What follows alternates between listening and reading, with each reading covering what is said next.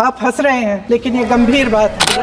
आप भी बैलेट पे चुनाव कर लीजिए, आप भी बैलेट पे चुनाव कर लीजिए। जिस पर आपको हंसी आती है, दूध का दूध पानी का पानी हो जाएगा। आपको तो एक बहाना चाहिए, पूरे परिवार का नाम गिनवा देते हैं। अरे अपनी जिम्मेदारी खुद लीजिए। 11 सालों के लिए तो सत्ता में आप हैं। इतिहास की बात आप करिए, मैं वर्तमान की बात करना चाहता हूँ कि भारत का संविधान संघ का विधान नहीं है। सच्चाई ये है कि आज संविधान संविधान संविधान बार बार इसलिए कह रहे हैं क्योंकि इस चुनाव में इनको पता चल गया कि इस देश की जनता ही इस संविधान को सुरक्षित रखेगी। कि इस चुनाव में हारते हारते जीतने से इन्हें एहसास हुआ कि ये संविधान बदलने की बात इस देश में नहीं चलेगी। ये देश कायरों के हाथों में ज्यादा देर तक कभी नहीं रहा है।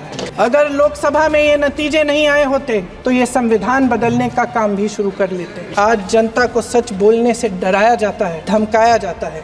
पत्रकार हो या विपक्ष का नेता हो, सबका मुंह बंद कराया जाता है। किसी पे ईडी, किसी पे सीबीआई, किसी पे इनकम टैक्स, फर्जी मुकदमे लगवाए जाते हैं, जेल में डाल दिया जाता है। विपक्षी नेताओं को जेल में डाल दिया जाता है, उनको सताया जाता है। किसी को नहीं छोड़ा इस सरकार ने। देशद्रोही कह के गृह मंत्री महोदय ने यूपीए सरकार के समय के आतंकवादी हमले गिने तो लगभग 25 गिनवाए थे अभी अपने भाषण में।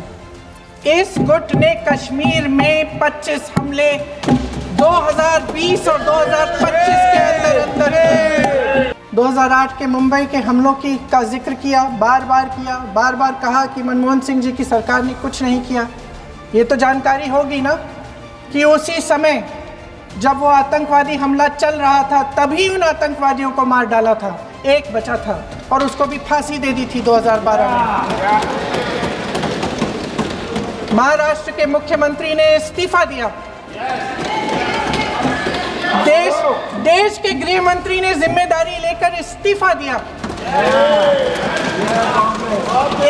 एक जवाबदेही थी पब्लिक के प्रति, एक जवाबदेही थी इस देश की जनता के प्रति, इस देश की धरती के प्रति।